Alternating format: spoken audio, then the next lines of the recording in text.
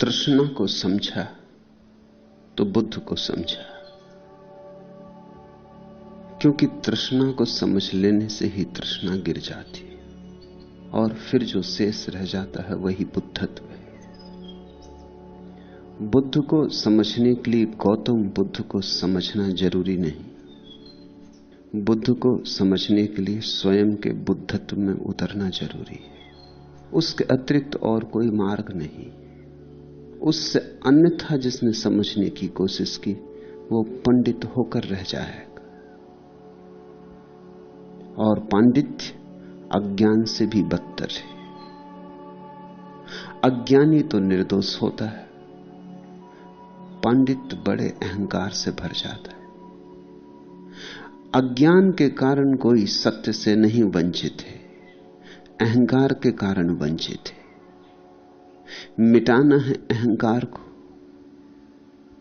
और अहंकार मिट जाए तो सब अज्ञान अपने से मिट जाता है। लेकिन तृष्णा को समझो, इसका क्या अर्थ? भाषा कोश में अर्थ दिया है, या तृष्णा के संबंध में विचारकों ने, दार्शनिकों ने बहुत बातें कही, सिद्धांत प्रतिपादित किए, उन्हें समझे नहीं। उन सिद्धांतों को समझने से तृष्णा के संबंध में समझ लोगे, लेकिन तृष्णा को नहीं समझ पाओगे। तृष्णा को समझने का कोई बौद्धिक उपाय नहीं। तृष्णा को समझा जा सकता है केवल अस्तित्वगत अर्थ में। तृष्णा में जी रहे हो, जाग कर जीने लगो। चल तो रहे हो तृष्णा में, होश संभाल लो। अभी भी तृष्णा पकड़ती है, लेकिन तुम बेहोश हो। तुम जरा होश से भर जाओ, और जब तृष्णा पकड़े तो समझो कहां से उठती, कैसे उठती, क्यों उठती, कहां ले जाती, और बार बार के परिभ्रमण में भी हाथ क्या लगता है। कोल्हू का बैल जैसे चलता रहता, ऐसे तृष्णा में हम जुते, और एक ही स्थान पर कोल्हू का बैल चक्कर काटता है। यात्रा होती भी नहीं, कहीं जा भी नहीं रहा है, बस वहीं चक्कर काट रहा है। ऐसे ही तुम भी जन्मों जन्मों में कहीं नहीं गए हो, उसी जगह चक्कर काट रहे हो। पुनरुक्ति है। जैसे जैसे जागोगे वैसे वैसे ये दिखाई पड़ेगा कि यह यात्रा नहीं है, यात्रा का भ्रम है। पहुंचना तो हो नहीं रहा, सिद्धि तो फलित नहीं हो रही, हाथ तो कुछ आ नहीं रहा, उल्टे जा रहा है। पा तो कुछ भी नहीं रहे, अपने को गंवा रहे हो। ये जैसे जैसे साफ होने लगेगा और तृष्णा की प्रक्रिया स्पष्ट होने लगेगी, उस स्पष्ट होने में ही तृष्णा से छुटकारा हो जाता। तृष्णा से छूटने के लिए कोई उपाय नहीं करने पड़ते। जो उपाय करता है वह तृष्णा को समझा ही नहीं। जिसने तृष्णा समझी उपाय की नहीं पूछता, समझना ही उपाय है। समझ लिया कि तृष्णा गिरी, तुम्हें दिखाई पड़ गया कि सांप रास्ते पर है, तुम छलांग लगा के अलग हो जाते हो। तुम पूछते नहीं कैसे छलांग लगाऊं, कैसे रास्ता छोड़ूं, अब क्या करूं, सांप सामने है, क्या करूं। ऐसा अगर तुम पूछ रहे हो तो एक ही बात सिद्ध होती है कि तुम्हें सांप अभी दिखाई नहीं पड़ा। किसी ने कहा है कि सांप है और तुमने माना है, लेकिन तुम्हें नहीं दिखाई पड़ा। घर में आग लगी हो तो बुद्ध निरंतर कहते थे, घर में आग लगी हो तो आदमी छलांग लगा के बाहर निकल जाता। लेकिन अगर कोई पूछे कि मेरे घर में आग लगी, मैं बाहर कैसे निकलूं, तो एक बात समझ लेना, उसने सुना है कि उसके घर में आग लगी, अभी देखा नहीं। किसी ने कहा है कि घर में आग लगी तेरे, लेकिन उसके अनुभव में बात नहीं उतरी, इसलिए पूछता है कैसे। कैसे उपाय है समय को टालने का, कैसे उपाय है और थोड़ा समय इसी मकान में रह लेने का, स्थगित करने का। जब मकान में आग लगती तो आग का दर्शन ही छलांग बन जाता है। दर्शन में और छलांग में इंच भर का फासला नहीं होता, तत्क्षण छलांग घट जाती है। इसलिए बुद्ध ने कहा है, तृष्णा दिखाई पड़ जाए कि मेरे घर में आग लगी, तो उसी दृष्टि में, उसी दर्शन में रूपांतरण है। आज के सूत्र इसी तृष्णा में जागने के सूत्र हैं। पहला दृश्य, भगवान वेणुवन में विहार करते थे। उनके अग्रणी शिष्य महाकाश्यप स्थविर का एक शिष्य ध्यान में अच्छी कुशलता पाकर भी एक स्त्री के सौंदर्य को देखकर चीवर छोड़कर ग्रस्त हो गया। उसके परिवार ने इस स्थिति को महापतन मानकर उस युवक को घर से निकाल दिया। वह और तो कुछ जानता नहीं था, सो चोरी करके जीवन यापन करने लगा।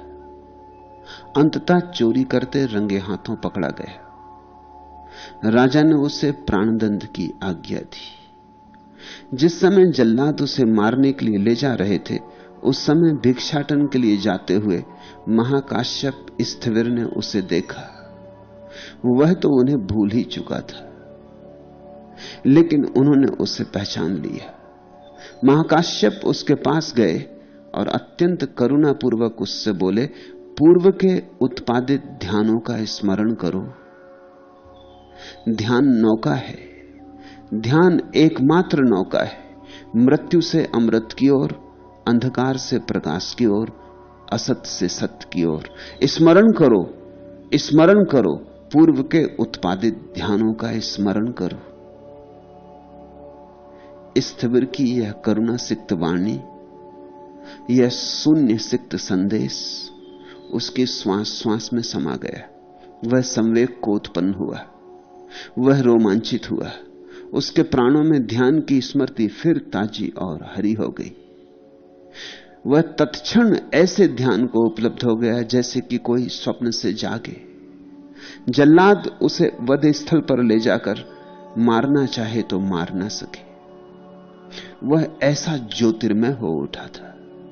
उसकी प्रभा अद्भुत थी, उसकी शांति ऐसी थी कि कोई चाहे तो छू ले। उसका अहोभाव ऐसा था कि जल्लाद भी अनदेखा न कर सके, और उसे अब कोई भय भी नहीं था। ध्यान में भय कहां, ध्यान में मृत्यु ही कहां। उसकी वह अपूर्व दशा, वह आनंद दशा ऐसी थी कि जल्लाद बजाय उसकी गर्दन काटने के उसके चरणों में झुक गए। यह खबर राजा तक पहुंची। राजा स्वयं अपनी आंखों से देखने आया। ऐसा अलौकिक सौंदर्य देख आश्चर्यचकित हो उसने बंदी को छोड़ देने की आज्ञा दी।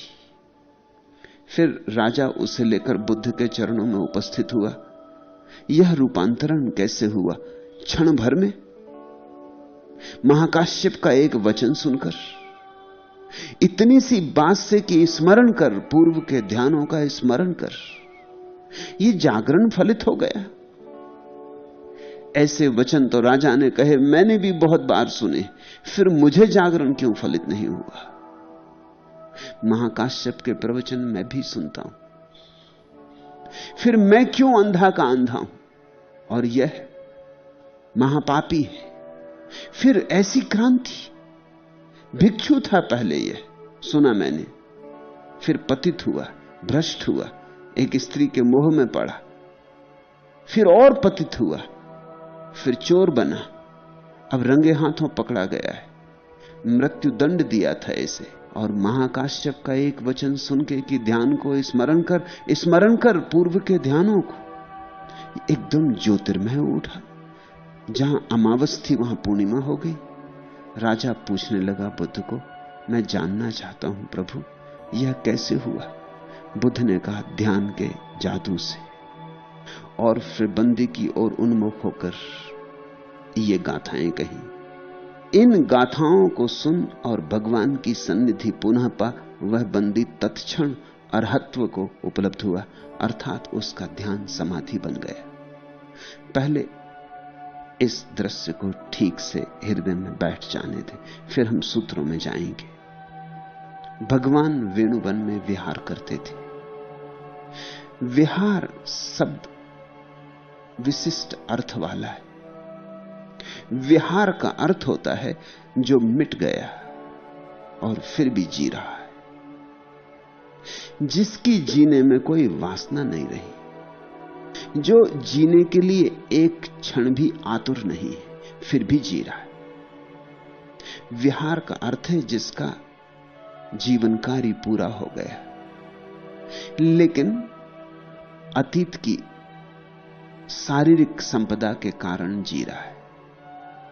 जैसे तुम साइकिल चलाते हो, पैडल मारते हो, 2 मील तक पैडल मार के साइकिल चलाई, फिर तुम पैडल चलाना बंद कर दिए, तो भी फरलांग 2 फरलांग साइकिल पुराने गति के आधार पर चल जाएगी, पैडल बिना मारे चल जाएगी। ऐसी ही घटना घटती विहार में। जब कोई व्यक्ति बुद्धत्व को उपलब्ध हो जाता है तो उसने पैडल मारने बंद कर दिए, लेकिन जन्मों जन्मों पैडल मारे तो जन्मों जन्मों की जो संचित शक्ति है वह अपने आप काम करती रहती। कुछ वर्षों तक, कुछ फरलांगों तक वह व्यक्ति और भी जीता चला जाता है, लेकिन जीने में अब उसकी कोई इच्छा नहीं। और ऐसा भी मत समझना कि उसकी मरने में कोई इच्छा है। न तो जीने में कोई इच्छा है, न मरने में कोई इच्छा है। तुम कहोगे जब जीने में कोई इच्छा नहीं तो मर क्यों नहीं जाता?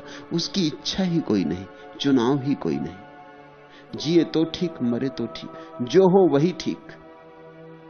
उसका अपना कोई संकल्प नहीं, ऐसा हो ऐसा ठीक, वैसा हो वैसा ठीक। मौत आ जाए तो स्वागत, जीवन चलता रहे तो स्वागत। भीतर कोई अपेक्षा नहीं। ऐसी चित्त दशा में जो आदमी जीता है उसके जीवन का नाम विहार। यह अपूर्व घटना है। यह ऐसी घटना है जो कभी कभी घटती। इसलिए तो एक प्रांत का नाम ही विहार पड़ गया। बुद्ध वहां जिए, इस ढंग से जिए, उस याद में प्रांत का नाम विहार पड़ गया। उन्हीं गांवों में, उन्हीं रास्तों पर बुद्ध ऐसे जिए कि जब जीने का कोई कारण न रह गया था। जैसे वासना का सब तेल चुक गया, फिर भी बाती थोड़ी देर जलती, बाती ही जलती, अब तेल नहीं बचा। वासना का तेल समाप्त हो गया, अब दिए की बाती ही जलती। पहले तो आग ने जला दिया तेल को, अब आग जलाती बाती को।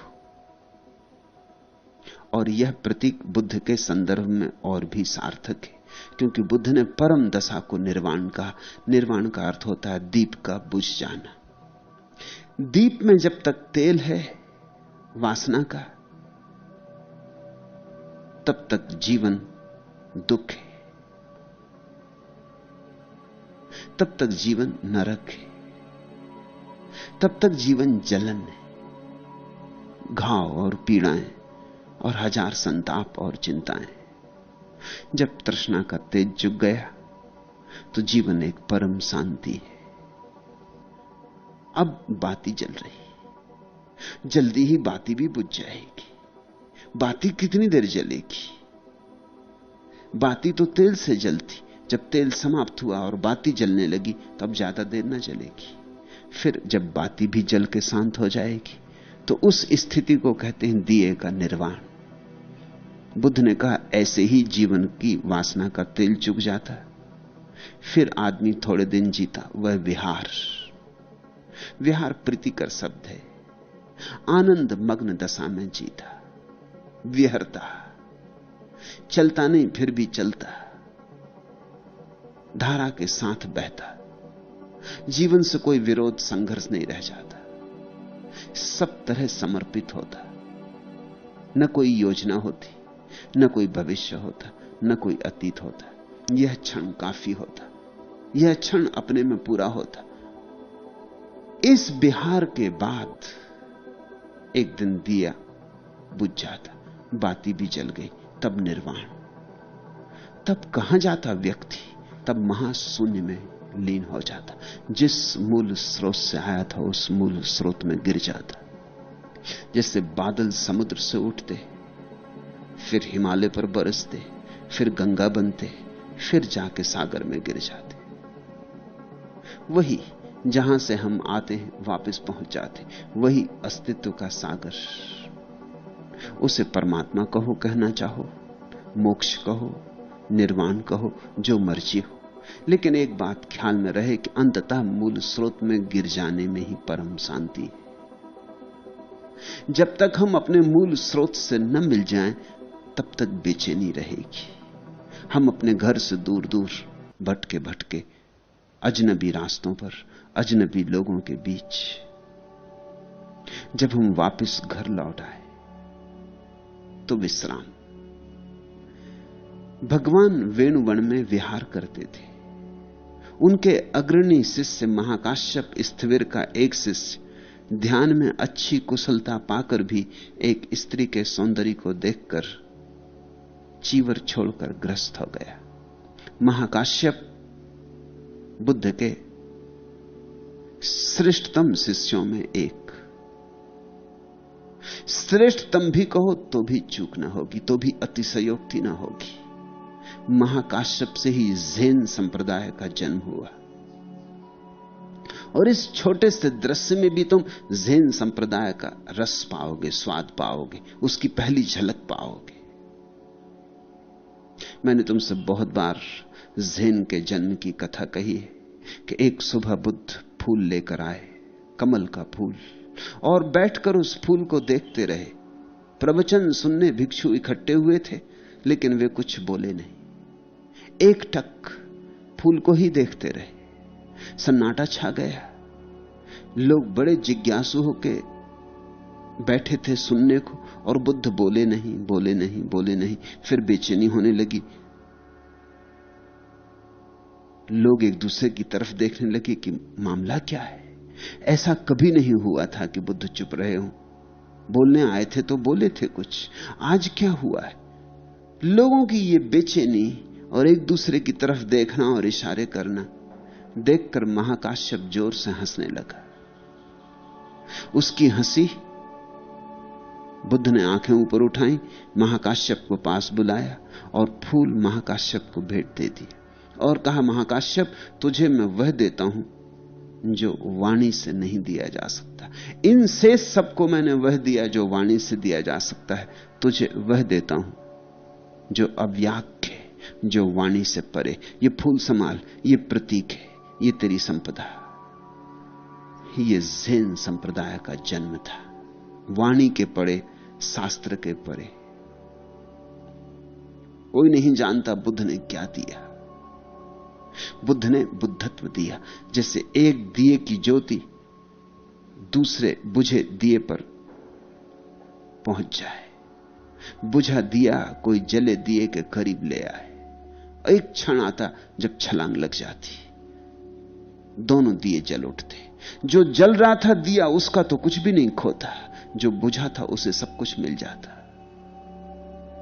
बुद्ध के पास से कुछ भी नहीं गया और महाकाश्यप को सब मिल गया।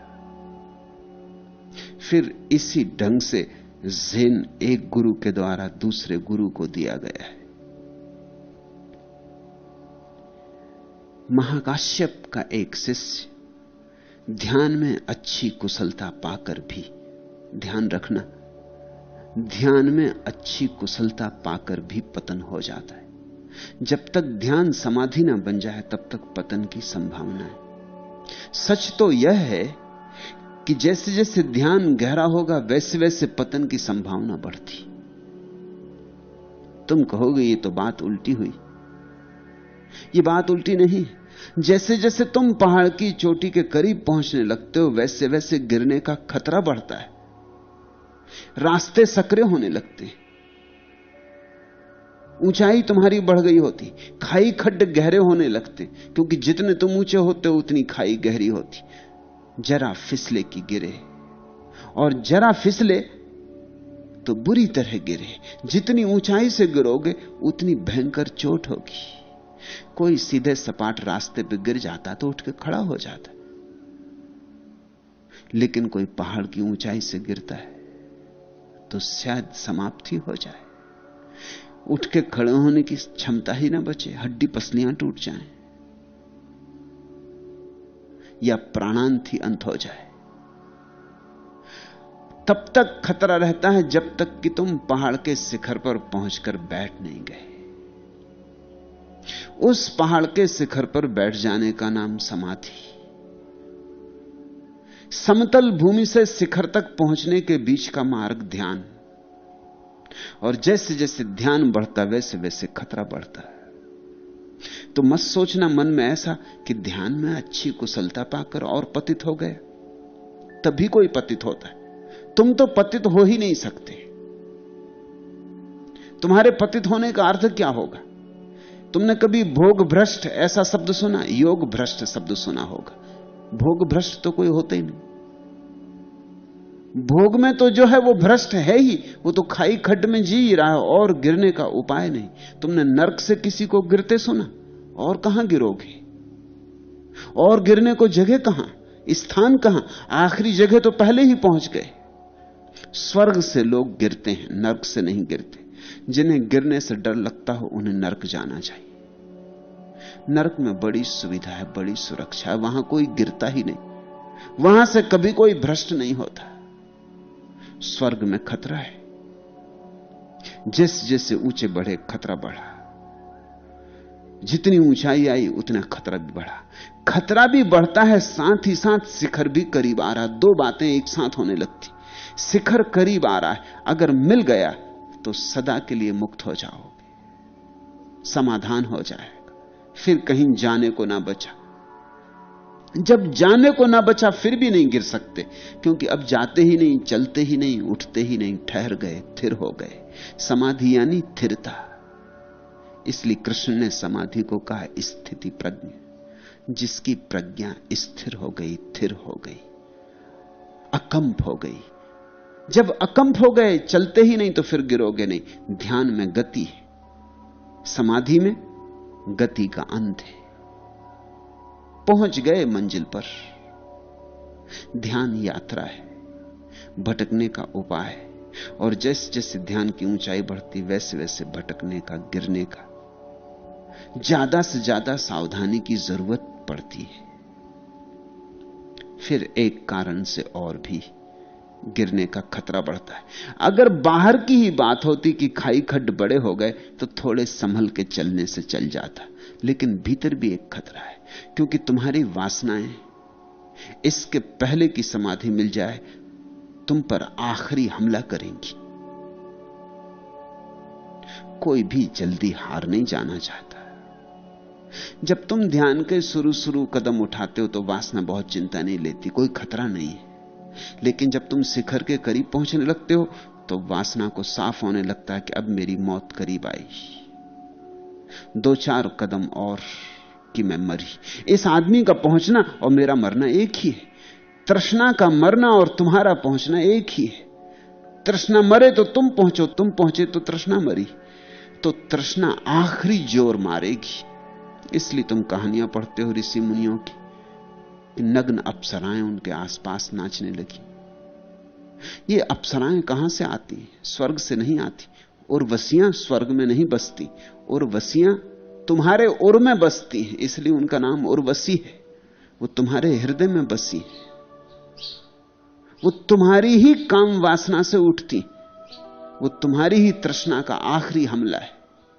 तृष्णा आखिरी चेष्टा कर रही है, आखिरी जाल फेंक रही है। इसके पहले कि पराजय हो जाए पूरा जोर मारती। तो ये जो महाकाश्यप का शिष्य है, ध्यान में अच्छी कुशलता पा लिया था, फिर एक स्त्री के सौंदर्य को देखकर चीवर छोड़कर ग्रस्त हो गया। त्याग कर दिया उसने भिक्षु वेश का, सन्यास त्याग दिया और ग्रस्त हो गया। भूला ध्यान, भूला मार्ग, तृष्णा जीती, वह हारा। तृष्णा जीती, चेतना हारी। बड़े घर का बेटा था, कुलीन घर का बेटा था, समृद्ध घर का बेटा था, तो कभी कुछ कमाया तो था नहीं, कमाना जानता नहीं था। फिर हो गया था भिक्षु, सो कमाने का प्रश्न ही ना बचा था। ध्यान रखना, अगर राजा का बेटा साम्राज्य खो दे तो सिवाय भिखारी होने के और कोई उपाय नहीं रह जाता, या चोर हो जाए, दो ही उपाय बचते। सम्राट के बेटे ने कभी कुछ किया तो था नहीं जो कर सके। सम्राट ही हो सकता था, एक ही कला जानता था सिंहासन पर बैठने की। अब सिंहासन गया तो अब दो ही विकल्प बचते हैं, या तो भिखारी हो जाए या चोर हो जाए। और जिसमें थोड़ा भी सम्मान है वो भिखारी होने की बजाय चोर होना पसंद करेगा। ये युवक जब घर आया तो उसके परिवार ने इसे महापतन मान के उसे घर से निकाल दिया। वे दिन बड़े अद्भुत थे। अब दुनिया बदली, अब तो तुम संन्यास्त हो जाओ तो घर के लोग समझेंगे महापतन हो गए। वे दिन और थे। संन्यास्त कोई होता था तो घर के लोग सौभाग्य मानते थे। चलो, एक व्यक्ति तो संन्यास्त हुआ घर में, एक दिया तो जला, एक फूल तो खिला। लोग सम्मानित होते थे। और जब कभी कोई संन्यास से भ्रष्ट होता था तो घर के लोगों की पीड़ा का अंत नहीं रह जाता था। घर के लोगों ने इसे महापतन मान के उसे घर से निकाल दिया। यह अपमानजनक था परिवार के गौरव के लिए, यह परिवार के स्वाभिमान के लिए भयंकर चोट थी कि उनका बेटा बुद्ध के पास जाके महाकाश्यप जैसे अद्भुत व्यक्ति के शिष्यत्व को स्वीकार करके और पतित हो जाए। यह उनकी चेतना धारा पर बड़ा लांछन था। उन्होंने बेटे को निकाल बाहर कर दिया। वह और कुछ तो जानता नहीं था, सो चोरी करके जीवन यापन करने लगा। ध्यान रहे, एक भूल हो तो उसके पीछे 1000 भूलें आती। इस दुनिया में न तो गुण अकेले आते, न दुर्गुण अकेले आते। एक गुण जीवन में आए तो उसके पीछे कतार बंधे हुए और गुण आ जाते, और एक दुर्गुण जीवन में आए तो उसके पीछे कतार बंधे हुए और दुर्गुण आ जाते। इसलिए बहुत सोच सोच के चुनाव करना, क्योंकि जब तुम एक का चुनाव करते हो तब तुमने एक का चुनाव नहीं किया, उसके साथ अनजाने अनेक का चुनाव कर लिया, जिनका तुम्हें पता भी नहीं, जो कतार बांधे पंक्तिबद्ध पीछे खड़े। जिस आदमी ने एक झूठ बोला उसे 1000 झूठ बोलने पड़ेंगे। एक झूठ बोलते वक्त ठीक से समझ लेना कि तुम हजारों झूठ बोलने का निर्णय ले रहे हो, सिर्फ एक झूठ बोलने का निर्णय नहीं। अक्सर मन कहता है जरा सा झूठ है, बोल देने से क्या बनता है, एक दफा बोले खत्म हुई बात। फिर गंगा स्नान कराएंगे, या मंदिर दान दे देंगे, या ब्राह्मणों को बुला के भोजन करवा देंगे, या यज्ञ हवन करवा लेंगे, कुछ कर लेंगे इसका प्रतिकार, पश्चाताप। जरा सा झूठ है, इसके पीछे क्यों झंझट में पड़ना। जब भी कोई बोलता है जरा सा झूठ बोलता है, लेकिन जरा सा झूठ और बड़े झूठ को लाता, और बड़ा झूठ और बड़े झूठ को लाता, सिलसिला शुरू हो जाता। तुम एक झूठ बोलो, तुम पाओगे कि तुम्हें अनंत झूठ बोलने पड़ रहे हैं, क्योंकि एक झूठ की रक्षा के लिए उससे बड़ा झूठ बोलना पड़ता है, नहीं तो उसकी रक्षा कैसे होगी। एक छोटा सा सत्य बोलो और तुम पाओगे उसके साथ गुणों की श्रृंखला आती। एक सत्य दूसरे सत्य को बोलने में समर्थ बनाता है। सत्य बोलो, प्रामाणिकता, निष्ठा, ईमानदारी, आस्था चुपचाप तुम में पैदा होने लगती। एक सत्य का आघात तुम्हारे भीतर न मालूम कितनी सुगंधियों को बिखेर जाता है, और ऐसा ही असत्य का आघात दुर्गंधों को बिखेर जाता है। इस युवक ने सुंदर स्त्री को चुनते समय सोचा भी ना होगा कि चोरी करनी पड़ेगी। कौन सोचता है? चोरी करते वक्त सोचा भी ना होगा कि प्राणदंड मिलेगा। कौन सोचता है? ऐसे ही तो आदमी बेहोश चल रहा है। इसी का नाम बेहोशी है। जब मैं तुमसे कहता हूं होश, तो मतलब समझ लेना, जो भी तुम करो बहुत होश से, सोच के, विचार के, ध्यानपूर्वक करना, क्योंकि प्रत्येक कदम किसी दिशा में तुम्हें अग्रसर कर रहा है। कहीं ऐसा ना हो कि तुम जाल में उलझते चले जाओ। ऐसे ही बहुत उलझ गए हो, ऐसे ही जन्म जन्म उलझ गए, ऐसे ही सारा यात्रा पथ कांटों से भर गया है। अब थोड़ा फूंक फूंक के चलो। अंततः चोरी करते वह रंगे हाथों पकड़ा गया। और ध्यान रखना, 99 दफा धोखा दे दो, 100वीं बार पकड़े ही जाओगे। मन यह भी कहता है कि अगर कुशलता से धोखा दिया तो कौन पकड़ेगा, कैसे पकड़ेगा। लेकिन चाहे कितनी ही देर लगे, चोरी पकड़ ही जाएगी। देर अबेर हो सकती, अंधेर नहीं हो सकता। जीवन का शाश्वत नियम है। और ऐसा ही पुण्य के संबंध में समझना। आज पुण्य का फल ना मिले, कल पुण्य का फल ना मिले, कितनी ही देर हो जाए, लेकिन फल मिलता है। आज नहीं कल, कल नहीं परसों, परसों नहीं और आगे, मगर एक ना एक दिन तुमने जो बीज बोए हैं उनकी फसल पकती। और जो तुमने बोया है वही तुम्हें काटना पड़ता है। जैसा बोया है वैसा ही काटना पड़ता है। जहर बोया तो जहर काटना पड़ता है, अमृत बोया तो अमृत।